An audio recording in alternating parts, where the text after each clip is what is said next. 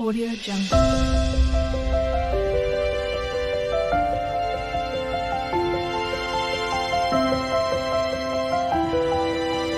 Audio Jungle. So hello friends, कैसे हैं आप सब लोग।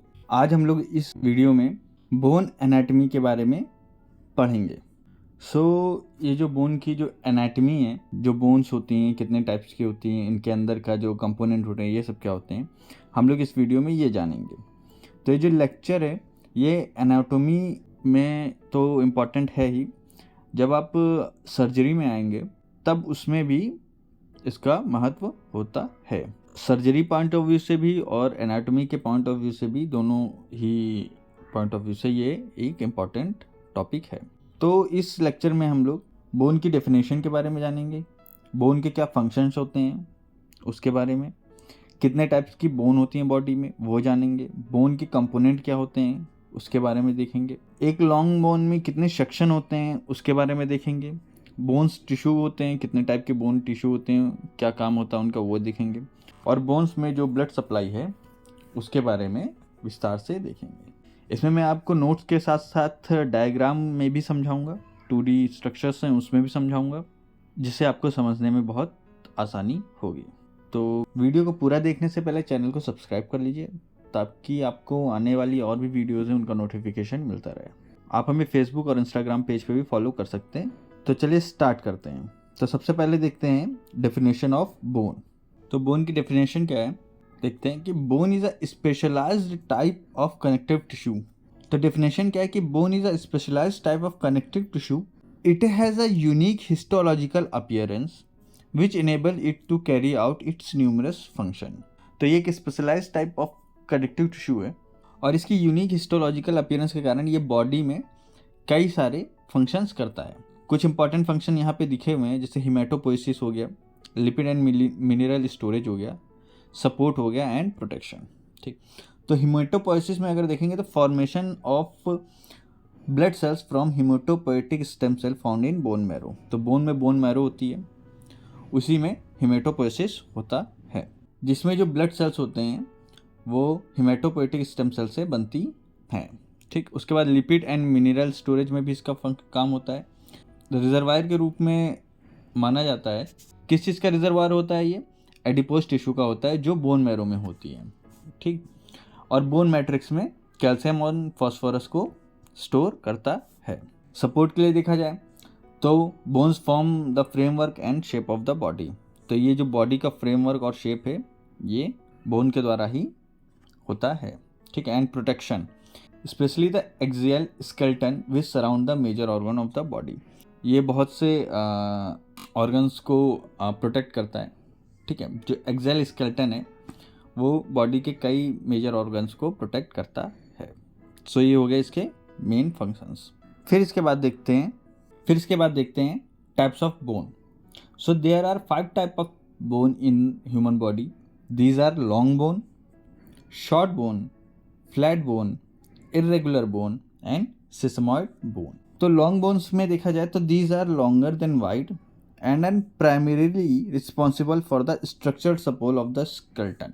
ये बोन चौड़ी कम होती हैं और लंबी ज़्यादा होती हैं, और these are primary responsible for structural support of the skeleton. ये जो इनका जो मेन रिस्पॉन्सिबिलिटी है ये होती है, इनका मेन काम होता है स्केलेटन को सपोर्ट प्रोवाइड करना। ठीक है, तो लॉन्ग बोन्स में कौन कौन सी बोन्स आ जाती हैं? जैसे फीमर हो गया, टिबिया हो गया, फिबुला हो गया, ह्यूमरस हो गया, अल्ना हो गया, रेडियस हो गया। तो ये सब बोन्स जो हैं ये लॉन्ग बोन्स में आती हैं। ये आप डायग्राम में देख सकते हैं, जो लॉन्ग बोन्स हैं ये हाईलाइट की हुई हैं। फिर इसके बाद शॉर्ट बोन्स में देखा जाए तो these are wide as they are long, these provide support to and stability with the movement. ठीक है, तो जो शॉर्ट बोन होती हैं ये जितनी चौड़ी होती हैं उतनी ही लंबी होती हैं, और ये सपोर्ट एंड स्टेबिलिटी प्रोवाइड करती हैं थोड़े से मूवमेंट के साथ। हल्का मूवमेंट्स होता है इनमें, लेकिन इनका मेन काम होता है सपोर्ट और स्टेबिलिटी प्रोवाइड करना। इनके एग्जांपल्स जैसे कि शॉर्ट बोन्स के हैं, इनके एग्जांपल्स हैं जैसे टार्सल्स और कार्पल्स। तो शॉर्ट बोन्स में ग्रीन कलर से जितने भी बोन्स इस स्केलेटल सिस्टम में हाईलाइट हैं वो शॉर्ट बोन्स में आती हैं। फ्लैट बोन्स में क्या है कि these provide surface area for protection and provide a flat surface for muscle attachment. So ये जो फ्लैट बोन्स है बॉडी के अंदर ऑर्गन्स को प्रोटेक्शन प्रोवाइड करती हैं और ये फ्लैट सरफेस प्रोवाइड करती हैं मसल अटैचमेंट के लिए। तो जो फ्लैट बोन्स हैं उसके कुछ एग्जांपल्स हैं, जैसे जो सबसे बेस्ट एग्जांपल फ्लैट बोन का है वो है रिब्स। ये बॉडी के जो विसरा हैं उनको प्रोटेक्शन तो देती ही है, उसके साथ साथ ये मसल्स को भी अटैचमेंट देती है, जैसे पेक्टोरलिस हो गया। फिर इसके बाद जो होता है इरेगुलर बोन, तो these bones are that don't fall squarely into any category. ठीक है, ये बोन्स किसी भी कैटेगरी में आती नहीं है और ये ऑडली शेप्ड होती है, मतलब इनका शेप भी डिफाइन नहीं होता, आप डिफाइन नहीं कर सकते। और अगर इसका एग्जांपल देखा जाए तो जैसे vertebrae from the spinal column and the most of bone which make face are considered irregular bone. ठीक है, जैसे वर्टिब्री हो गया और वो सभी बोने जो फेस लाइक स्ट्रक्चर बनाती हैं उन्हें इरेगुलर बोन माना गया है। फिर उसके बाद सेसमॉइड बोन, तो ये बोन होती है, ये embedded with in the tendon. ठीक है, ये टेंडन के अंदर एम्बेडेड होती हैं और ये कहाँ पाई जाती हैं, जहाँ पे टेंडन ओवर अ जॉइंट पास होता है। ठीक है, जहाँ पे टेंडन्स जॉइंट के ऊपर से पास होते हैं और ये protect the tendon and increase the efficiency of joint. ये टेंडन को प्रोटेक्ट करती हैं और जो जॉइंट है उसकी जो मजबूती है उसको बढ़ाती हैं। बेस्ट एग्जांपल है सेसमॉइड बोन का पटेला या फिर नी कैप। आई होप आपको ये टाइप समझ में आएंगे। पहला है लॉन्ग बोन, दूसरा शॉर्ट बोन, तीसरा flat bone, irregular bone and sesamoid bone. जो फ्लैट लॉन्ग बोन्स होती हैं ये स्केलेटल सिस्टम को सपोर्ट करती हैं, जो शॉर्ट बोन्स होती हैं ये स्टेबिलिटी प्रोवाइड करती हैं, जो फ्लैट बोन्स होती हैं ठीक है ये मसल अटैचमेंट के लिए सरफेस प्रोवाइड करती है। इरेगुलर बोन होती हैं ये किसी भी कैटेगरी में नहीं आती हैं और ये ऑडली शेप्ड होती है। जो सेसमॉइड बोन है ये जॉइंट्स में टेंडन को प्रोटेक्ट करती हैं। फिर इसके बाद देखते हैं component of bone. So bone is a specialised form of connective tissue like any connected tissue. Its component can be divided into cellular component and extracellular matrix. जो इसके component है उनको दो भागों में बांटा गया है, एक cellular component और दूसरे extracellular matrix. The matrix consists of two type of material. जो matrix है उसमें दो टाइप के material पाए जाते हैं, organic और inorganic. The organic material is formed by collagen, ठीक है, which form 30 to 35% of dry weight of bone. जो ऑर्गेनिक मटेरियल है वो कोलाजन से बनता है जो 30 से 35% ड्राई वेट बोन का बनाता है। ठीक, जो इनऑर्गेनिक मैट्रिक्स है वो क्या है, वो प्राइमरीली कैल्शियम है मुख्यतः और फास्फोरस है। ठीक, ये 65 से 70% of dry weight of bone बनाता है। ठीक, सो ये हो गया कंपोनेंट बोन। इसमें cellular component and extra cellular matrix में दो टाइप ऑफ मटेरियल पाए जाते हैं, ऑर्गेनिक और इनऑर्गेनिक। सो ऑर्गेनिक मटेरियल में कोलाजन ठीक जो 30 से 35% ड्राई वेट ऑफ बोन बनाता है और इनऑर्गेनिक मैट्रिक्स में कैल्शियम और फास्फोरस होते हैं जो 65 से 70% ड्राई वेट ऑफ बोन बनाते हैं। सो ये हो गया कंपोनेंट ऑफ बोन। फिर इसके बाद देखते हैं सेलुलर कंपोनेंट्स के बारे में। तो सेलुलर कंपोनेंट में मुख्यतः तीन आते हैं, ऑस्टियोब्लास्ट, ऑस्टियोसाइट्स और ऑस्टियोक्लास्ट। सो पहले इनके फंक्शन देख लेते हैं फिर मैं आपको आगे बताऊंगा। पहले इनके मेन फंक्शंस देख लेते हैं फिर मैं आपको फर्दर एक्सप्लेन करूंगा। ठीक, तो जो ऑस्टियोब्लास्ट सेल होते हैं इनका जो मेन काम होता है ये सिंथेसाइज अनकैल्सिफाइड या unmineralised extra cellular matrix called osteoid. इनका काम सिंथेसिस का होता है और ये uncalcified unmineralised extra cellular matrix को कैल्सिफाइड या मिनरलाइज्ड फॉर्म में करते हैं। ठीक है, जिससे बोन में स्टेबिलिटी आती है, जो बोन का निर्माण करती हैं। ऑस्टियोसाइट्स क्या काम करते हैं, ये मैच्योर्ड बोन से बोलते हैं। ठीक है, these then monitor the mineral and protein to regulate bone mass. इनका काम होता है प्रोटीन और मिनरल्स को रेगुलेट करना, ठीक है, जिससे जो बोन का मास है, जो बोन का घनत्व है वो बना रहे। ऑस्टियोक्लास्ट सेल क्या करते हैं, ये मोनोसाइट से डिराइव्ड होते हैं, है ना, और ये बोन को रीअब्जॉर्ब करते हैं H+ आयन से, ठीक है, एंड लाइसोसोमल एंजाइम्स को सिक्रेट करके। ये बड़े होते हैं और मल्टी न्यूक्लिएटेड सेल होते हैं। तो ऑस्टियोब्लास्ट का क्या काम होता है, इसका काम सिंथेसिस होता है, जो अनमिनरलाइज्ड या अनकैल्सिफाइड मैट्रिक्स को मिनरलाइज करता है जिससे बोन बनती है। ऑस्टियोसाइट का काम होता है इसको रेगुलेट करना, उसके अंदर विटामिन, उसके अंदर प्रोटीन और मिनरल्स बना रहे। और ऑस्टियोक्लास्ट सेल क्या करते हैं, बोन को रीअब्सॉर्ब करते हैं H आयन रिलीज करके और लाइसोसोमल एंजाइम। ठीक, ये मल्टी न्यूक्लिएटेड होते हैं और लार्ज होते हैं।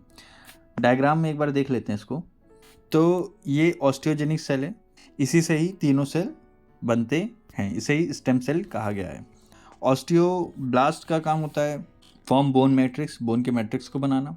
ऑस्टियोसाइट का काम होता है मेंटेन बोन टिश्यू, ठीक है, उनमें घनत्व को और प्रोटीन और न्यूट्रिएंट्स को बनाए रखना। और ऑस्टियोक्लास्ट सेल का काम होता है रीअब्सॉर्ब द बोन। ओके, सो ये तीनों काम ये तीनों सेल्स करते हैं। आई होप आपको ये समझ में आया होगा। फिर इसके बाद देखते हैं sections of a long bone. Long bone को कितने पार्ट्स में बांटा गया है, कितने सेक्शन होते हैं उसके बारे में, ठीक। सो यहाँ पे आप एक डायग्राम है वो भी लगाया, देख सकते हैं आप लोग। सो जो सबसे पहले देखते हैं डायफैसिस। सो ये जो लॉन्ग सेंट्रल शाफ्ट है, ठीक है, ये देख रहे हैं, ये है डायफैसिस। उसके बाद एपिफैसिस। तो जो राउंडेड एंड ऑफ बोन होते हैं, ठीक है, उन्हें एपिफैसिस कहते हैं। जैसे ये डिस्टल एपिफैसिस हो गया और ये ऊपर का प्रॉक्सिमल एपिफैसिस हो गया। मेटाफैसिस क्या होता है? The area between diaphysis and epiphysis at both end of the bone. तो ये देखिए, ये डायफैसिस है, ये एपिफैसिस है, इसके बीच का जो एरिया है ये मेटाफैसिस होता है।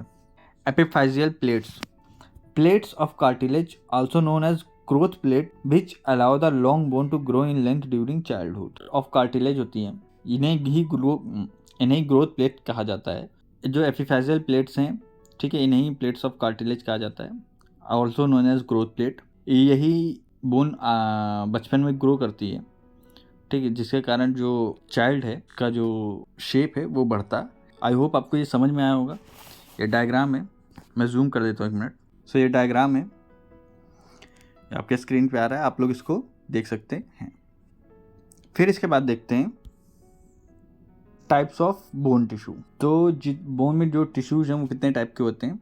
तो mainly 2 type of osseous tissue which form bones of our skeleton, ठीक है, और उन दोनों का नाम है कॉर्टिकल बोन या कॉम्पैक्ट बोन, और दूसरे का नाम है स्पॉन्जी और कैंसलस बोन। एक और टाइप का टिश्यू होता है पेरिओस्टियम, जो बोन को बाहर की तरफ से, ये देखिए, बाहर की तरफ से कवरिंग प्रदान करता है।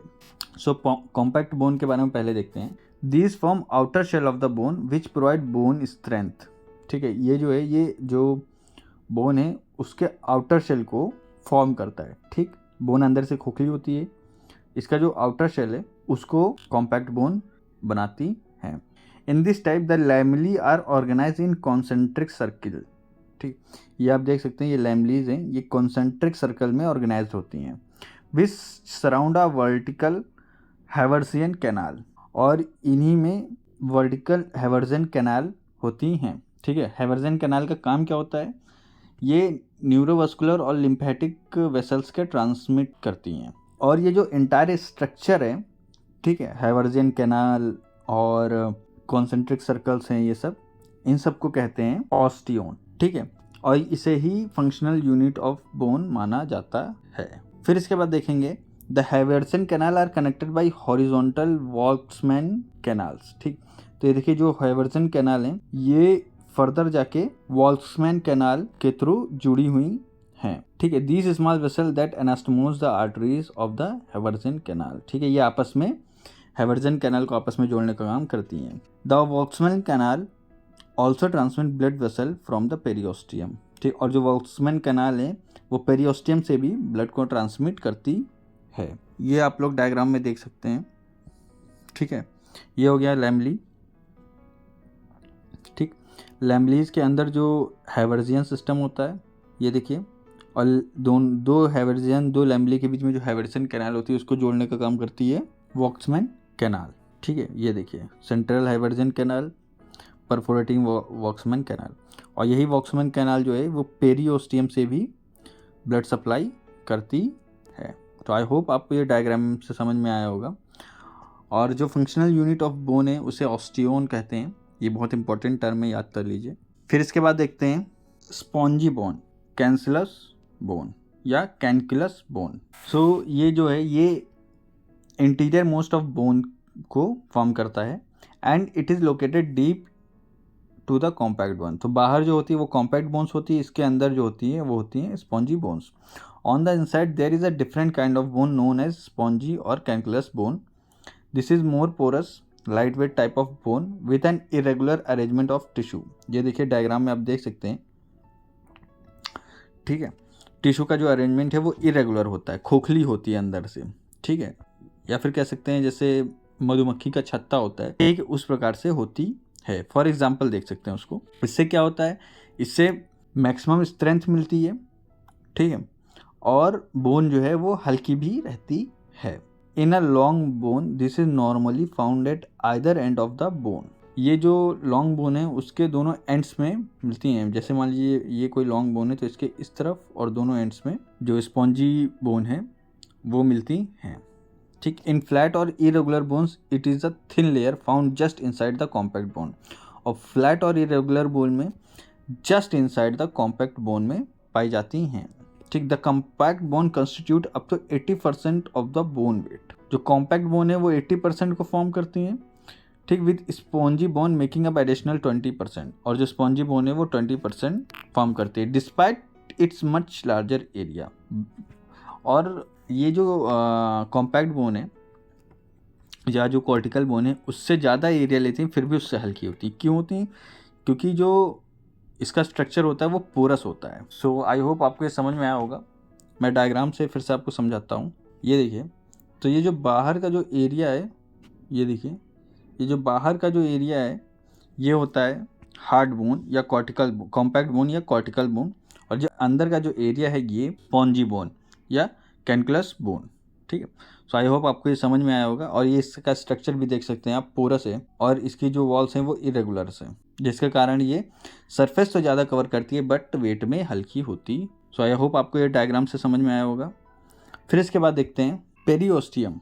तो periosteum it is a thin layer of dense connective tissue and is attached to outer surface of the bone, ठीक है। ये देखिए, ये बोन के आउटर में अटैच्ड होती है जिसे पेरिओस्टियम कहते हैं।